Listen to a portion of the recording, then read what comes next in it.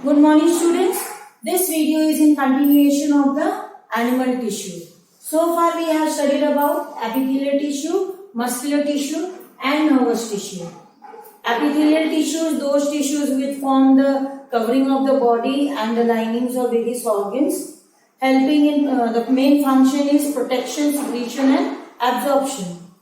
Muscular tissue that makes up the flesh of your body and helps in movement of body parts and locomotion of an organism, and nervous tissue which helps in the conduction of impulse, generating response to a stimulus. Now we are going to study about the connective tissue. So what is a connective tissue?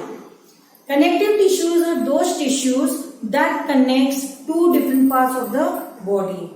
So overall connective tissue connects each and every part of the body to one another. It consists of cells and fibers embedded in a ground substance called matrix. Of this, cells and fibers are living components and matrix is your non-living component. Depending on the nature of the matrix present, we have three types of connective tissue.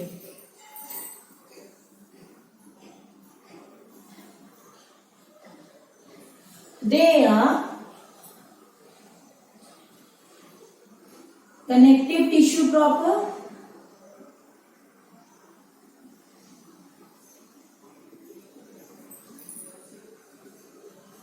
skeletal tissue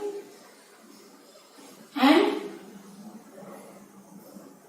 fluid connective tissue. Depending on the nature of the matrix, we have three types: connective tissue proper, skeletal tissue and fluid connective tissue. Now what is connective tissue proper? These tissues contain matrix which is relatively less rigid. The matrix present in them is flexible, having elasticity in nature. They are elastic in nature. Skeletal tissues, the matrix is very hard and rigid, whereas in fluid connective tissue, the matrix is your fluid in nature, that is a liquid in nature, what we call as plasma. Connective tissue proper serves as a packing material. It packs the material and binds the different organs, keep the organs intact in their places. Skeletal connective tissue forms the supportive framework of the body, giving the body a shape and support, and fluid connective tissue helps in the transport of materials throughout the body. Coming to connective tissue proper, they are of three types. First is your areolar connective tissue. Next is your adipose connective tissue. And third is your fibrous connective tissue. Areolar tissues consist of two types of tissue fibers arranged randomly. One is your white fiber and one is your red fiber, and in this irregular cells are present. You will see irregular cells present in between this matrix. This is your areolar tissue. These types of tissues are present in below the skin, connecting the skin to the underlying cells, and serves as a packing material. Serves as a packing material wherever there are no flesh present.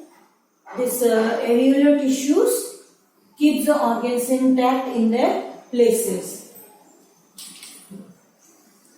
Coming to adipose tissues, they are specialized fat cells. You will see they are specialized fat cells storing oil. They have oil stored in them.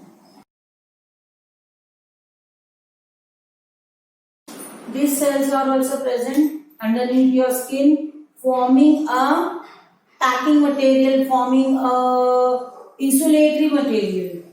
It helps in protecting the loss of heat from the body. It forms a packing under the skin. This is your adipose tissues. Then coming to fibrous connective tissue. Fibrous connective tissues are of two types. They are tendons and ligaments.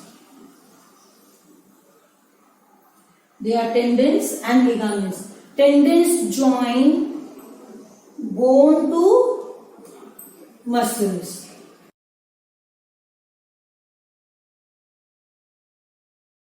Tendons are made up of white fibrous tissue.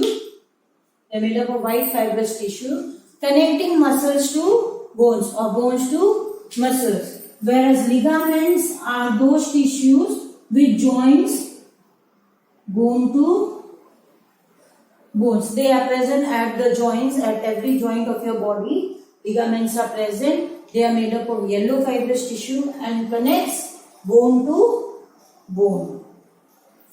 Coming to skeletal, we have two types of skeletal tissues, that is your cartilage and bone.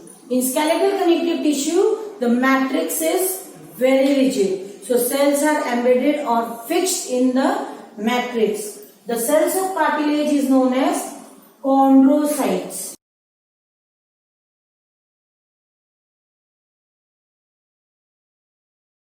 So you will have number of cells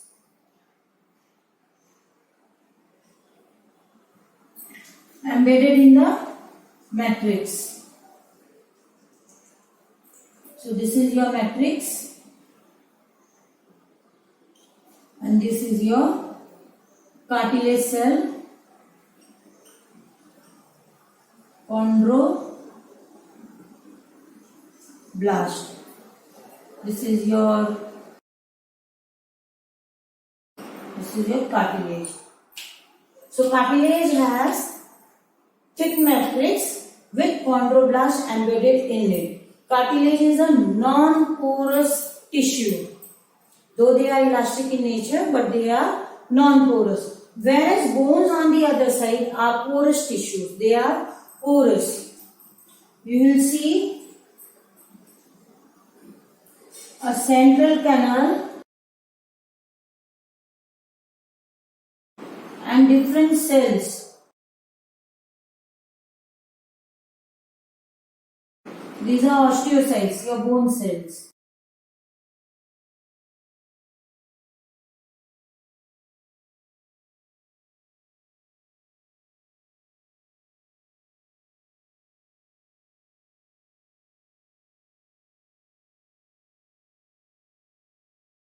These are your bone cells arranged in concentric rings. These rings are known as concentric lamellae.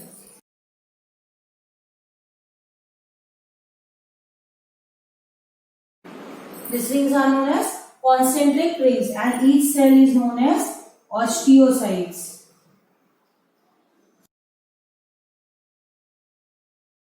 These are your osteocytes. Single bone cell. This is your single bone cell. So they are arranged in concentric rings and the matrix. Rest of the things are filled with matrix. The central canal is known as Haversian canal. They are known as Haversian canal, where cartilage is non-porous, providing flexibility to the parts of the body. Bone is your porous tissue. Bone is your porous tissue forming the supportive framework of the body. It's very rigid. The matrix which is present, they are impregnated with calcium and phosphate salt.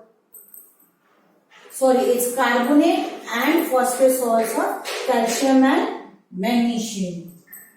They are richly supplied with blood vessels. Bones are richly supplied with blood vessels, whereas cartilage, they are not supplied with blood vessels. Blood vessels are absent in cartilage. Coming to the next type, that is your fluid connective tissue.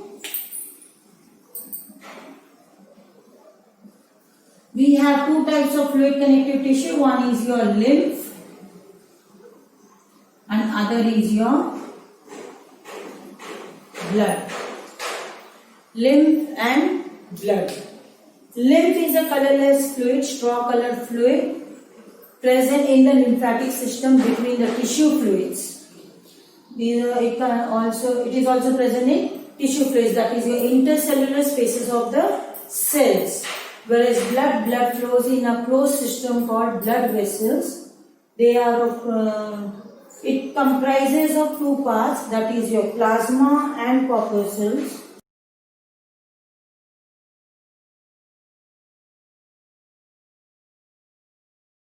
Plasma and corpuscles. Plasma is the fluid part of your blood, whereas corpuscles are the solid component of your blood. Plasma contains various kinds of proteins and helps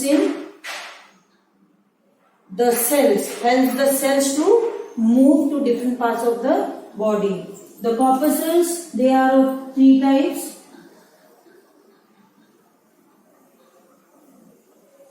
RBC, WBC,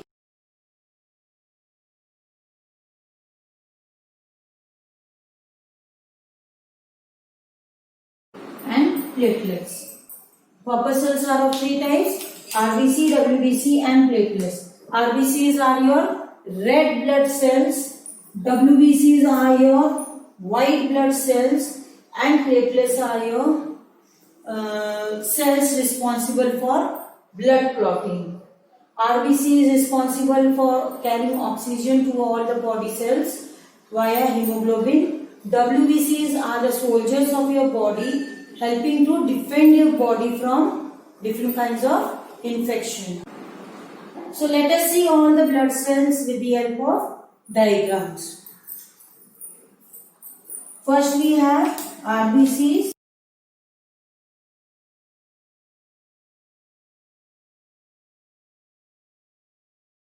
Which is biconcave in shape. Then WBCs, we have different types of WBCs. RBCs are without nucleus, WBCs are with nucleus.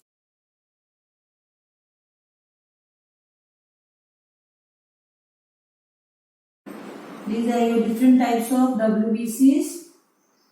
And then we have blood platelets.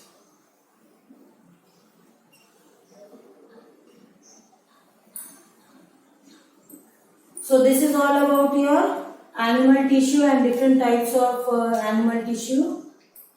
Hope you have understood it, and focus on the function. It's a very vast topic, so focus on the function, location and the diagrams. Diagrams may be asked as a picture study. Function and locations are very important for each and every topic. So please keep all those things in mind and prepare yourself. Thank you.